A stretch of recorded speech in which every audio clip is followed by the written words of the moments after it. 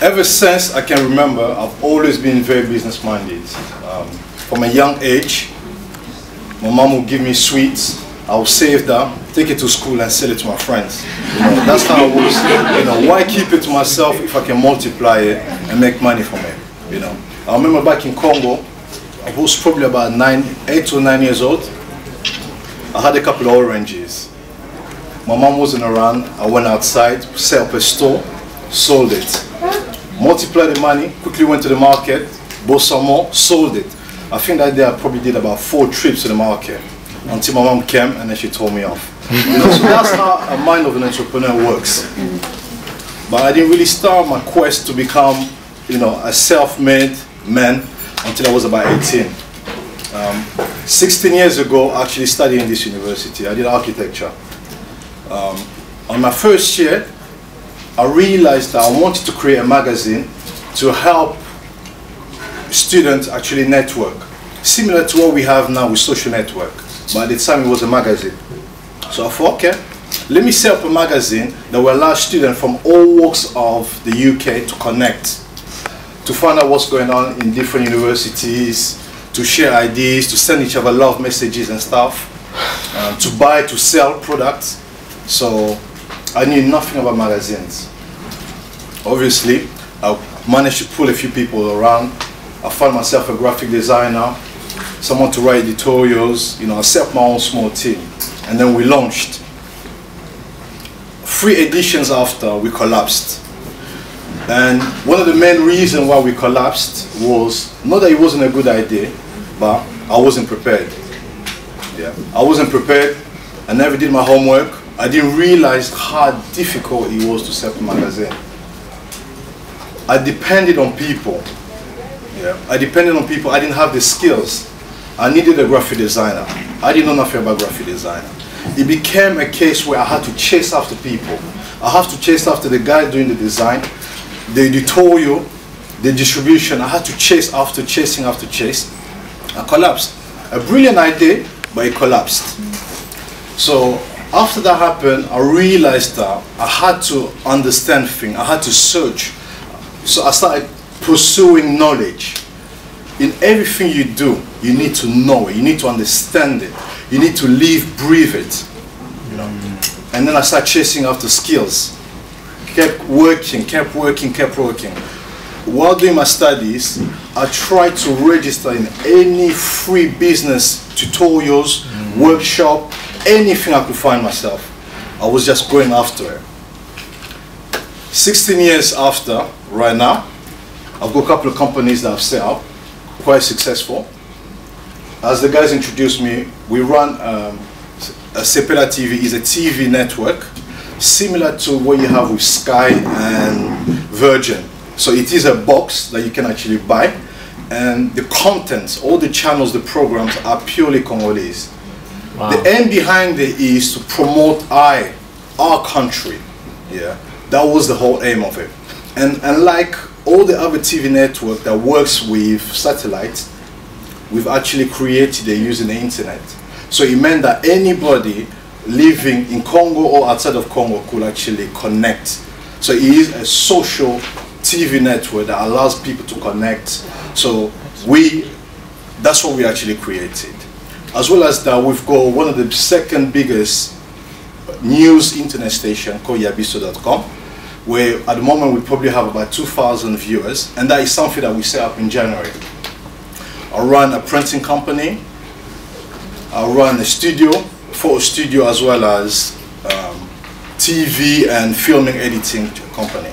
So I've got my hand in quite a few things, but the whole thing has been because I was searching for knowledge and understood. I'm a graphic designer, I'm a business advisor. I can take pictures, I can film, I can edit, I can do so much more because I actually put myself in a situation where I did not have to depend on people. If I cannot find the right person, I will do it myself. If I cannot find someone to support, to have the same dream as I have, because being an entrepreneur is all about living your own dream. It's very difficult when you have to rely on people. You'll never find someone else that will have the same dream, the same motivation as you have. So you need to be able to be self-sufficient. you need to be able to stand there and say, if I cannot find 2, 3, 4, 5 people, I should be able to do it myself. Start small, but grow. You know, so that's what I've learned. But today, I really want to speak to you about the new initiative, that we've launched. Over the last 3 years or so, I've been working very closely with a lot of social enterprise. I've been able to raise some good funding. We've been able to secure £750,000 to help Congolese people to set up their own businesses. So not only are we helping you with the money, but we're also helping you with the, with support, knowledge. If you need a business plan, if you need advice, mentoring, that's what we're there for. So I really want to use this community funding that we got to help empower the community. The Congolese community has to rise up. We need to be able to build a stronger presence within this country and obviously other countries as well. Yeah. So anybody that's interested, please feel free to come and see me. I've got some information and I'm here for you guys. So that's it really.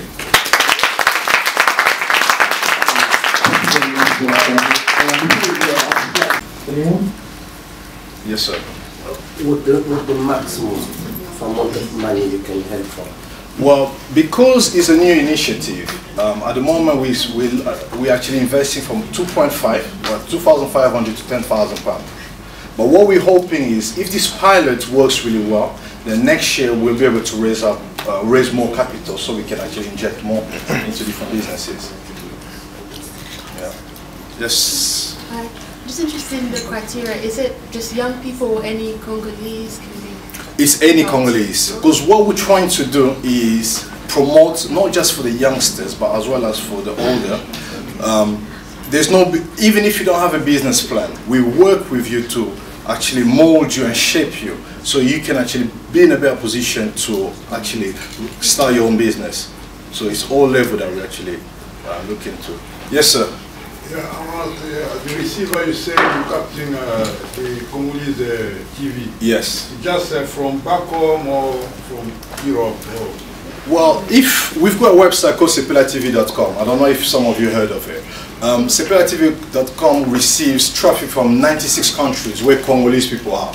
So it means that not only we get videos and channels from Congo, but we also get from here. So if you've got Disc and Jockey, Disc and Jockey, they've got their own channel, so they can also bring their content. They can bring their content and then obviously broadcast it so other people can see it. We only charge a £50 fee once off, just as a registration, and then anytime you got content, you just bring it on and anybody can view it. Yeah. Yes, sir. I've got 2 questions. First and foremost, what's been your biggest challenge today? My biggest challenge is immaturity, that place, and eagerness. I was very eager.